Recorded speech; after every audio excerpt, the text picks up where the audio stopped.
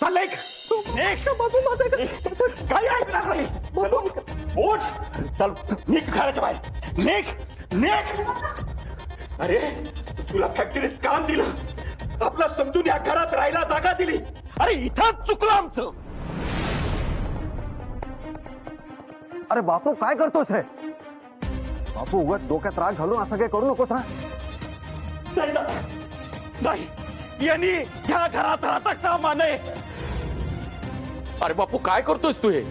आता काय त्याला ढोरासारखं मारणार आहेस का? आता माझ्यामध्ये कोणीही पडणार नाही. त्या मुलाने माझ्या मुलीवर प्रेम केलंय.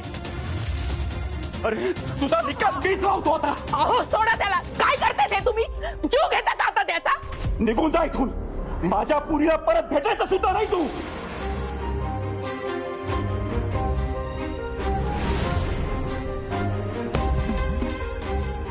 तुझी हिंमत कशी झाली रे? कशी झाली हिंमत? काय समजतोस तू देशमुखांना? आम्ही सगळ्यांना आपलं मानतो असं गृहीत धरलंयस का तू? बापू देशमुख म्हणतात मला. अरे दिवसभर गाई गुरामध्ये राहतो मी, नेहमी प्रेमाने वागतो, सगळ्यांशी हसत खेळत आनंदाने राहतो. तरी ही गोष्ट माझ्या कुटुंबाची, माझ्या घराची असेल तर माझ्यासारखा वाईट कोणीच नाही.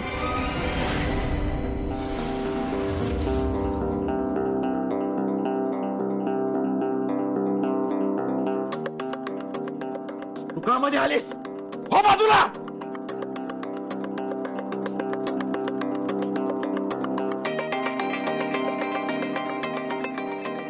काय बोलतीयस तू? मला नाही कळत.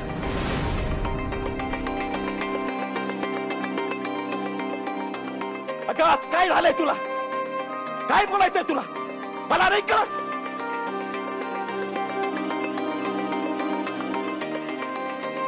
नीट सांग नाही तर बाजूला हो. चुकी झाली माझी. बापू तुम्ही सांगाल त्या मुलाशी मी लग्न करायला तयार, पण युवराजला सोडा.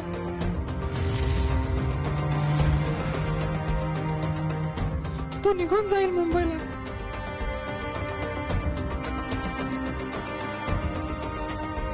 आम्ही यापुढे कधीच भेटणार नाही.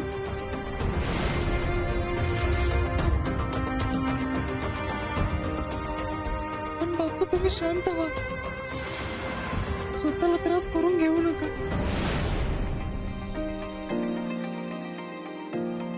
आज पहिल्यांदा माझी मुलगी काय बोलते हे मला नाही समजलं, पण ह्या युवराजला समजलं. हो समजलं मला ती काय म्हणते ते. तुला सांगायची गरज नाही. बाप आहे मी तिचा. तू का थांबलास तिथे? तुला कळत नाही का ती काय बोलली ते? मग जा निघून. माफ करा मी मध्येच बोलते, पण बघितलं ना आता काय घडलं ते. आता जे काही घडलं त्यावरून इतकंच वाटतंय, अमित चांगला मुलगा आहे. तो नमाला कदाचित समजून घेण्याचा प्रयत्न सुद्धा करेल, पण युवराज फक्त नमाला समजून नाही तर सांभाळून सुद्धा घेतो.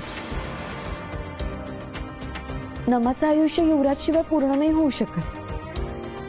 युवराज कदाचित परफेक्ट मुलगा नसेल, पण नमाला त्याच्या इतकं परफेक्ट कोणी सांभाळून घेईल असंही वाटत नाही. बापू काका, प्रेम म्हणजे गणित नाहीये ना की ते परफेक्ट सोडवावं. ते कोड आहे. तुम्ही पेपर मधली कोडी सोडवतात ना, अगदी तसं. एकमेकांच्या भावनांचा योग्य अंदाज बांधता यायला हवा, आणि ते या दोघांना खूप चांगलं जमलंय. आता कदाचित प्रत्येकाच्या मनात काही ना काहीतरी चालू आहे, म्हणून नमाला काय बोलायचं हे कोणालाच कळलं नाही. पण या सगळ्या गोंधळात सुद्धा युवराजला कळलं की तिला काय बोलायचंय. हेच तर प्रेम आहे ना बापू काका. बापू काका, तुम्ही जनावरांच्या नजरेत पाहून ते जनावर कसं आहे याची पारख करता. ऐश्वर्याच्या तर नुसत्या हंबरण्याने तिला काय म्हणायचंय, तिला काय झालंय हे कळतं तुम्हाला. युवराज तर आपल्या बरोबर इतके दिवस राहतो. तुमची पारख नाही चुकणार. फक्त एकदा मनापासून सांगा, युवराज चांगला मुलगा नाहीये का? बापू काका तुमच्या शांततेतच उत्तर मिळाले मला. बघा, मुलगा चांगला आहे, दोघांचं एकमेकांवर प्रेम आहे, दोघं एकमेकांना समजून घेतात, सांभाळून घेतात. आणि काय हवं? प्लीज विश्वास ठेवा बापू काका. युवराज नमाला खूप सुखी ठेवेल. बापू, अदिती बरोबर बोलतीये. आणि मुळात अदितीला हे एवढं सगळं सांगायची गरज का पडावी बापू? तुला कळायला हवं होतं. अरे, आपण पोरीसाठी स्थळ शोधत होतो. तिला सांभाळून घेईल, तिला समजून घेईल असा मुलगा शोधत होतो ना. अरे, पण तिनेच तिच्यासाठी योग्य जोडीदाराची निवड केली आहे. बापू, युवराज हा चांगला मुलगा आहे या घरातल्या सगळ्यांना माहिती आहे. हे बघ, आणि तो या घरात आल्यापासून हे आपलं घर समजून त्याने बऱ्याच गोष्टी या घरासाठी केलेल्या आहेत. आपल्या दुःखात आनंदातही तो सहभागी झालेला आहे. हे बघ बापू, हा मुलगा तुला चुकीचा नाही वाटत आहे ना? तर समजा नमाला हा मुलगा स्थळ म्हणून आला असता तर तू पसंती दिलीच असतीस ना? पण स्थळ नाही ना आलं. त्यांचं यांनी परस्पर ठरवून घेतलं. त्यांनी फक्त एकमेकांना निवडले, त्यांचं एकमेकांवर प्रेम आहे म्हणून. ठरवलं काहीच नाही. त्यांना सगळ्यांची परवानगी हवी होती आणि म्हणूनच त्यांनी सगळ्यांना सगळं खरं सांगून टाकलं. कोणापासून काही लपवलं नाही किंवा खोटंही बोलले नाही. बापू, शेवटी जो काही निर्णय असेल तो तुमचाच असेल. आपण सगळ्यांनी लहानपणापासून नमासाठी सगळं काही केलं आणि जेव्हापासून आपल्याला कळालं की तिला बोलता येत नाही तेव्हापासून आपण सगळ्यांनी ठरवलं की तिला त्या गोष्टीची कधी उणीव भासली नाही पाहिजे. तिला त्या गोष्टीचा कधी त्रास झाला नाही पाहिजे. ती सतत आनंदात राहिली पाहिजे. पण बापू, सध्या आपल्या नमाचा आनंद युवराज सोबत असण्यात आहे. आणि जर आपण नकार दिला तर तो आनंद हिरावून घेतल्यासारखा नाही का होणार? बापू अक्का, इथे प्रत्येकाचं आपापलं मत आहे. पण सगळ्यात महत्वाचं काय तर ते तुला काय वाटतं. हे बघ, तू कोणाचं ऐकू नकोस. तुला जो निर्णय योग्य वाटतो तो घे. आणि बापू अक्का, आपल्या मुलीचा चूक कशात आहे हे बापाशिवाय चांगलं कोणाला नाही कळू शकत. बापू अक्का, तू आता जास्त विचार करू नकोस. तुला वाटतंय ना हे नातं नको तर नको. जाऊ दे त्याला.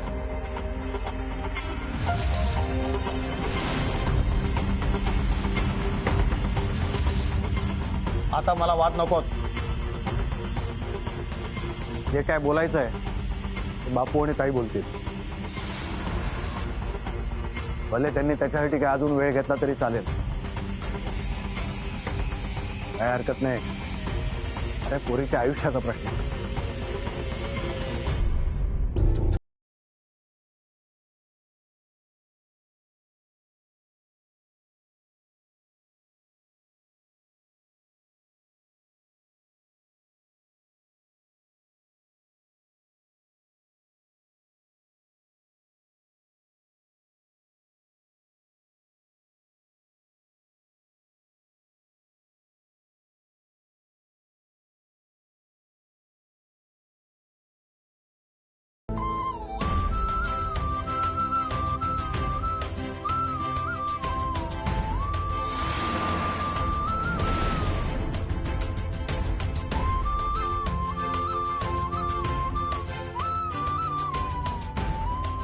खुश आहेस ना तू?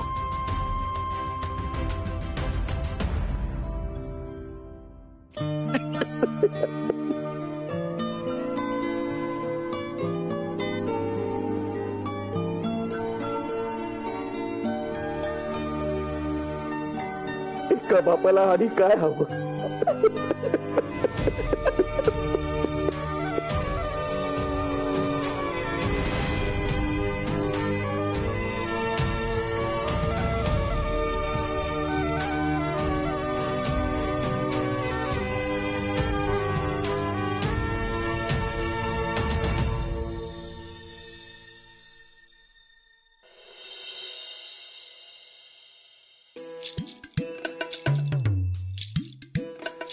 चला आता घरात लग्नाची लगबग सुरू होणार.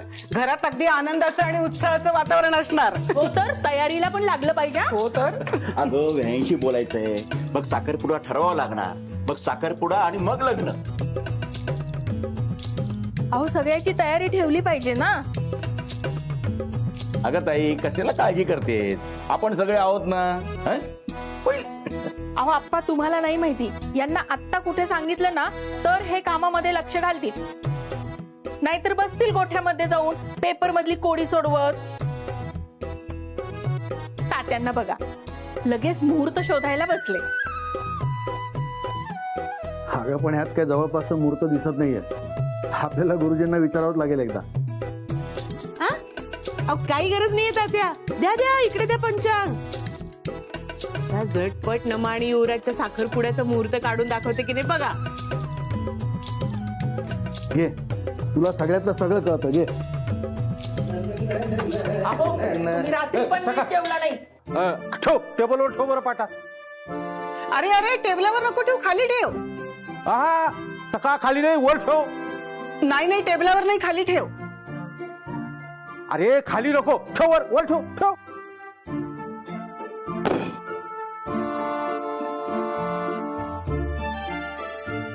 टेबलवर कशाला ठेवलास?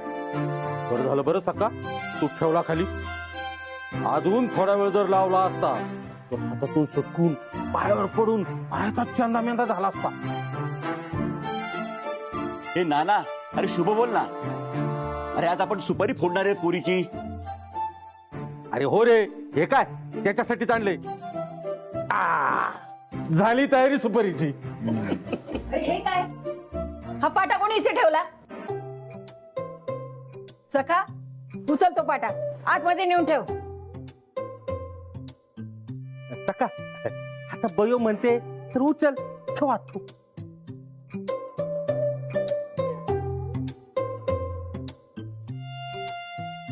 थांब सखा. नाणी बाजूला वा ना. थांब रे, लग्न ठरलंय तुझं आता. तुला नवीन कपडे नको का शिवायला? मग अहो यांना कुणीतरी सांगा हो. सकाळपासून माझी माप घेतायत. अगं नानी, सखाचं लग्न नाहीये, आपल्या नमाचं लग्न ठरलंय युवराजशी. हो का? सॉरी सॉरी सॉरी, मी विसरलेच होते. घरात उंचीने कोणीतरी लहान असलेल्याचं लग्न ठरलंय इतकंच मला आठवत होतं. आणि बाजूला वा, मला आतमध्ये जायचं. हा जा, मला पण काम आहे. लग्नासाठी कपडे शिवायला घ्यायचे. बघा तुमच्यामुळे सगळे जण कसे कामाला लागलेत. मला एक प्रश्न पडलाय, हे दोघे आपल्या डोळ्यासमोर असताना यांच्या मनात काय शिजतंय हे आपल्याला कसं कळलं नाही? पण माझ्या सुनेनं अचूक हेरलं ते. हो, कारण लव्ह मॅरेज करणाऱ्यांना लव्ह मॅरेजची ही लक्षणं पक्की लक्षात असतील. काय काही म्हणा, पण दोघे एकमेकांना साजेसे आहेत. ताई, बापू, दोघं वाईट वाटून नका घेऊ, पण यांच्याकडे बघितलं ना की असं वाटतं की युवराज आहे ना नमाचा आवाज बनलाय आणि नमा युवराजच्या आवाजातलं बळ. हो बयोबाई, तुझं म्हणणं अत्यंत खरंय. हे दोघं एकमेकांचं अपूर्णत्व आता ते पूर्ण करणार. मला वाटतंय नमाने सिद्धूच्याच पावलावर पाऊल ठेवलंय. आता बघा ना, देशमुख परिवारामध्ये हे लव्ह मॅरेजचं सत्र सुरू झालंय. पण एक गोष्ट मात्र नक्की, की नमाने सिद्धू सारखाच अगदी योग्य जीवनसाथी निवडलाय. हो, पण फक्त चांगलेच गुण घ्या हं सिद्धूचे. पण हे घराच्या वाटण्या मागायच्या पावलावर पाऊल नाही ठेवलं पोरांनी म्हणजे झालं. नाही म्हणजे मला काय वाटतं, पहिले आपण साखरपुडा करून घेऊ. हा म्हणजे गावातल्याने ठरलं हे आपल्याला सांगता येईल आणि लग्नाचं नंतर बघू. अरे हो बापू, त्याच्या आधी व्यायांशी बोलणी तर होऊ दे. काय युवराज, आई बाबांशी बोलणं झालं ना तुझं? त्यांना सांगितलं ना सगळं? हो, मी कालच आईला कॉल केला होता.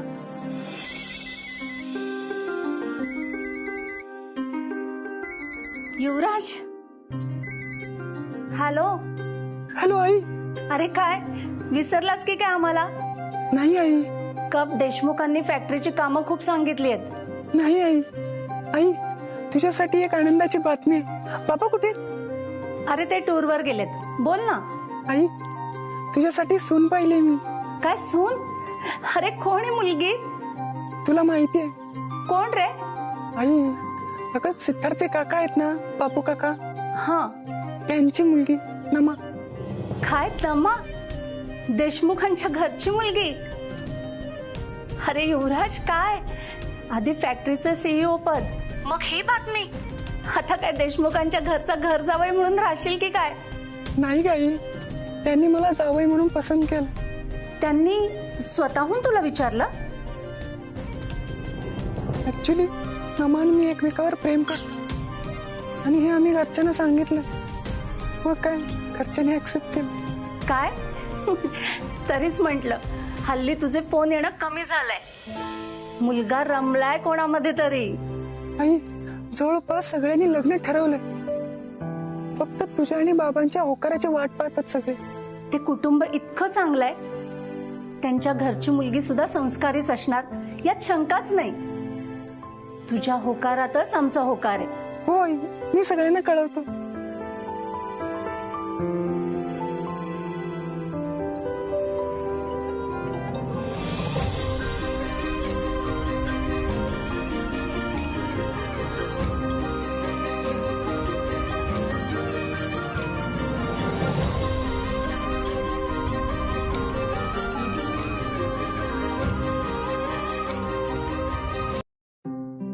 आई काही वेळात पोहोचेलच इथे. अगं बाई, बाई आजच भेटायला येतात. बाई होईल ना हो सगळी तयारी? नाही म्हणजे व्याही म्हणून त्या पहिल्यांदाच घरी येत आहेत ना. त्यांचा मान पान अगदी व्यवस्थित झाला पाहिजे. काही काही काळजी करू नको, मी दुकानातून एक छान साडी मागवून घेते. चांगले ब्लाउज पीस आहेत माझ्याकडे, त्याच्यातले 2-3 आणते. ओटी भरायला लागतीलच ना. आई, अगं अर्धी तयारी इथेच झाली. येऊ दे विहीनबाईंना, काही काळजी करू नको. तुम्ही आमचा विश्वास तोडताय. तुम्ही आम्हाला प्रॉमिस केलं होतं. पण तुम्ही सांगितलं होतं का याचा आवाज असाय म्हणून? हे पा, आज आम्ही सगळं सांभाळून घेतलंय. हो, पण यात तुमच्या युवराजची इज्जतही पणाला लागली होती. खरंच येणार आहे का युवराजची आई? हो, पण तुम्हाला काय झालं? तुम्ही काय एवढे घाबरलाय? नाही, ते व्याही पहिल्यांदाच येणार आहेत ना, तर जरा तयारी करावी लागेल. काय महालक्ष्मी, काय चाललंय तुझं? तुला कसली तयारी करायची? गेस्ट यांच्याकडे येणार आहेत. आहे ना, पण यांचे गेस्ट तेच आपले गेस्ट ना. यु नो मिलिंद, मी आलेच.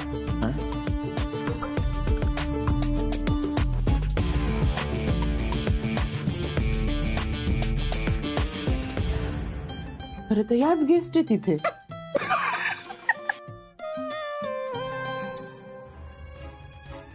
या अशा काय घाबरून गेल्या?